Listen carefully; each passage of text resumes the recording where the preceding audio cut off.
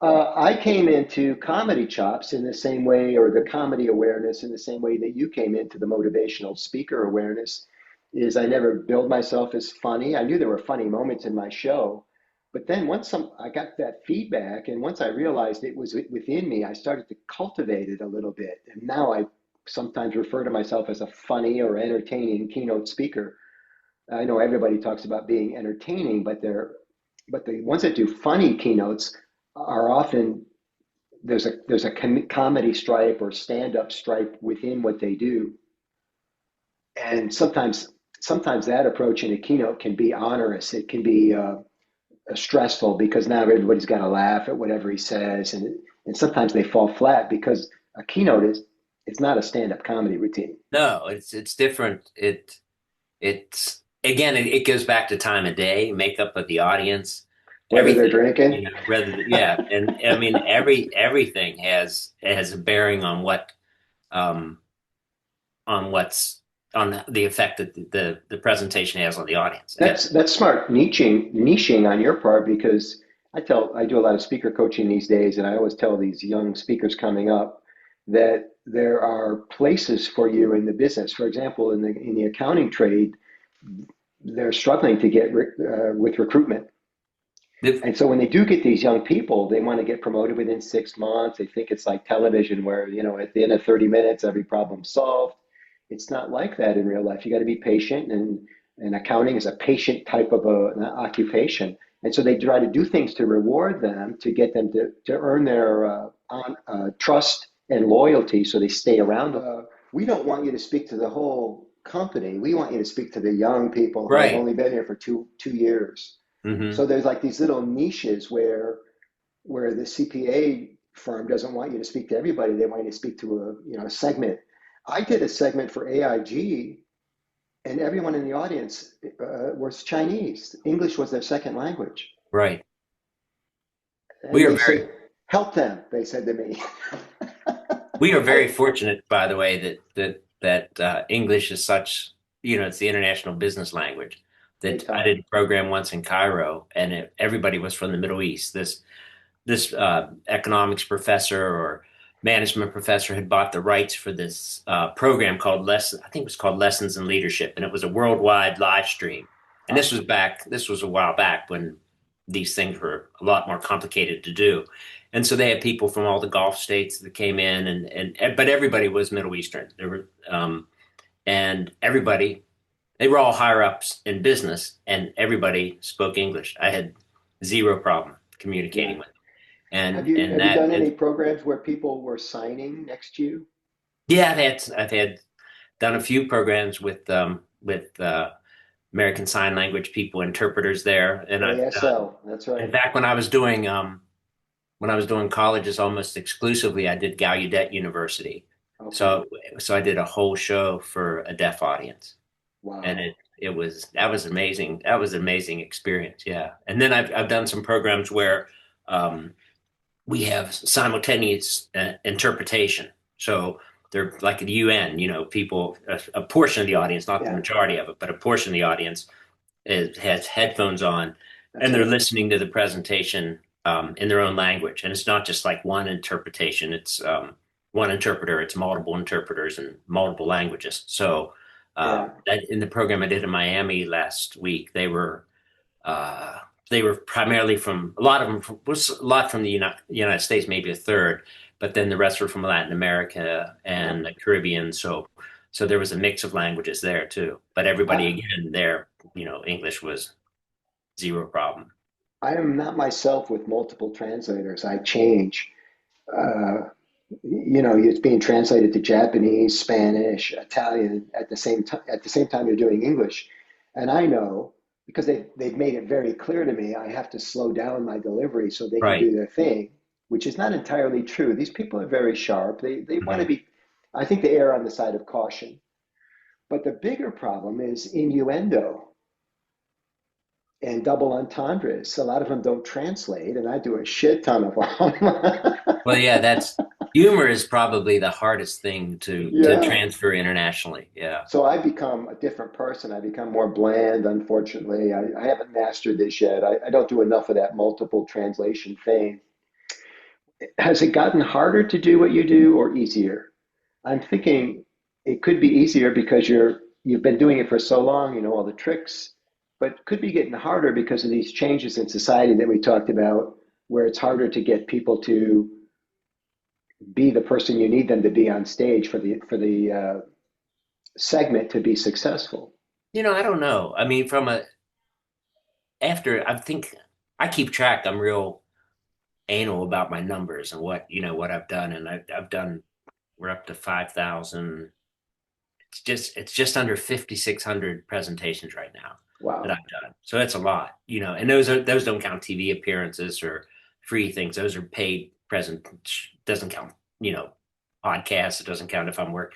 I used to work casinos and I might do two shows in one night. That only counts as one show. So it's a lot of stage time. So in that Wait amount a of second. time, Our conversation doesn't count. What? no, that doesn't count as because you don't unless you pay me, and then it don't count. You can Okay. send me a check, and All then I'll right. count it. I You'll don't get want to count that bad. 5,601. It was so I had a lot of stage time and run into about everything you can possibly run into. So there's very few surprises anymore. Um, I had my best, what I think, because I had my best run of shows in let me see, because we went back to work after COVID in I think it was 2023. So it was just everything I did it was just golden. It was just great. The audience, Was part of that, no disrespect to your talents and skills, but was part of that because people were just so glad to get out again I and be think, with? I think, and me, I think that's the thing. I think it's psychologically they're out and people were starting to feel comfortable about being out again. Yeah, So it was wonderful. psychologically they're out and psychologically I'm actually working. We did virtual presentations during the pandemic, um, and they worked surprisingly well, really. Yeah. But it was not the same. It's just No. not the same. And so I think it was a combination of the audiences being out and meeting again, and I think it was and me actually being on a stage and working live with people again. And by that time, like 2023, people felt more comfortable about touching each other, and shaking hands and everything else, because that was the strangest, most bizarre time. I thought when I say I've seen, done all these presentations and have seen everything, I never saw this coming, the pandemic. It's just No. like unbelievable. I mean, I'm thinking about your stage show. If you get more than another person on the stage, even one other person on the stage, the book on this thing at the time was you have to stand 6 feet apart. Yeah, oh yeah. It was hard to interface with people in any kind of a meaningful way. Right. And it Forget was, about that's even the masks aside. That's once the mask thing subsided. mhm. As a big event guy, we were the first ones to be out of work and the last ones to come back. Exactly. Yeah, it's people don't. I'll still tell people today that I'll say on March. I was supposed to go to Asia I was supposed to fly to Tokyo Oh, on March 4th, so that canceled, of course, early, but by the middle, and then I'm thinking, why did I have to spend all of March of 2020 in Asia? Why couldn't I pick somewhere else to go? And then, but then by the middle of the month, everything was just gone. yeah, And I tell people you wake up to zero income. I mean, just you had a it was calendar and now remarkable. your calendar's gone. And what are you going to do? I mean, this is all I've ever done, and it's my wife and I, but she buys and sells art, but I'm the main income producer, and so all of a sudden you're just out of work, and it was crazy. I had my COVID story. I had three consecutive engagements: Thursday, Friday, Saturday. The Thursday attendance was 100% what they expected. Friday was 75% of what they expected, and Saturday was in Syracuse, New York, 50% of attendance because the word was getting out that Right. this was something big. So we ended the thing. There were people that were flying back to Canada that were already told they would have to isolate for 2 weeks when they got home. This was this was like March 12th or something. I can't remember the exact day. And I went to dinner that night because I was spending the night. I'm going to fly home first thing Sunday morning back to Detroit.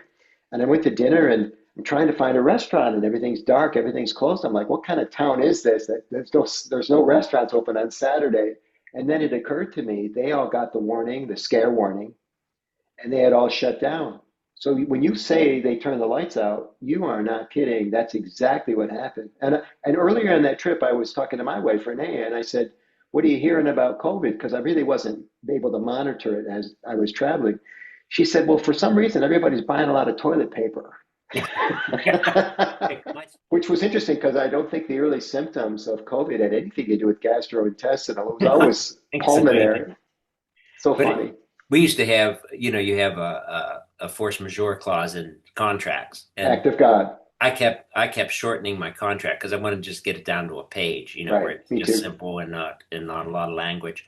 And so, I figure act of God clause because it even says other acts that are beyond the control of either party. But I used to list all these things like strikes, and I listed pandemic.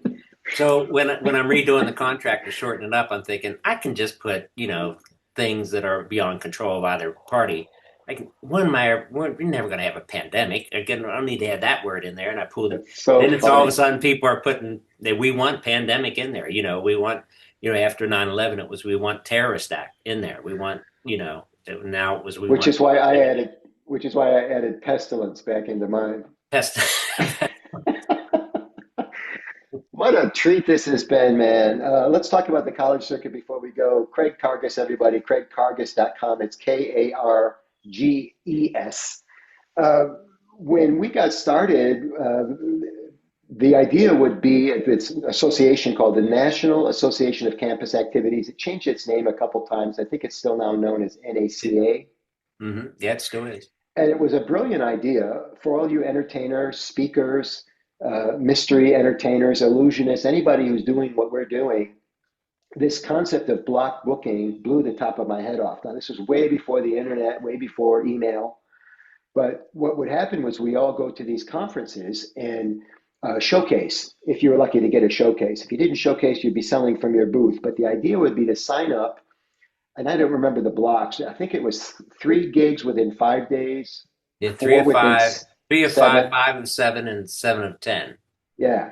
There might have And been the a 10 of 14 at one time.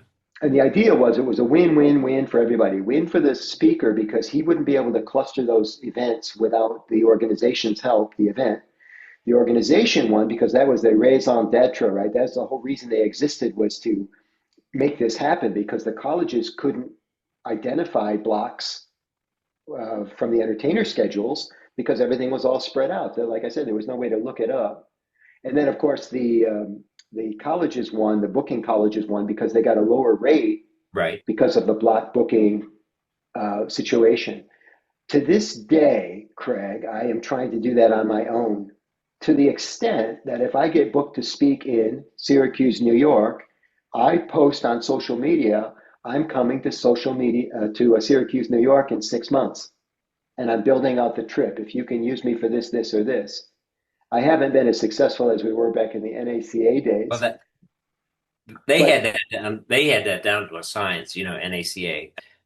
I mean, they did amazing things. I remember my first national showcase was in Chicago, and we're in a booth in our trade show booth, and these people from Texas came over, and they gave me a piece of paper. Gave Charlotte, my wife, who did all my booking on the college market, handed over a piece of paper, and everything was routed. And it was like I was going to spend 2 weeks in Texas. And they called it the I-35 block, where you would just come down I-35 and play these dates, and then play these other dates on the way back up. And it was like uh, probably 2 weeks. There's probably 10 shows in 2 weeks, and so you'd spend 2 weeks in Texas and everything, and you would give up on the pricing a little bit, but your travel expenses were way down. Everything was within that block. We used to consider anything within a 4-hour drive a block, but those were all routed a lot tighter than that.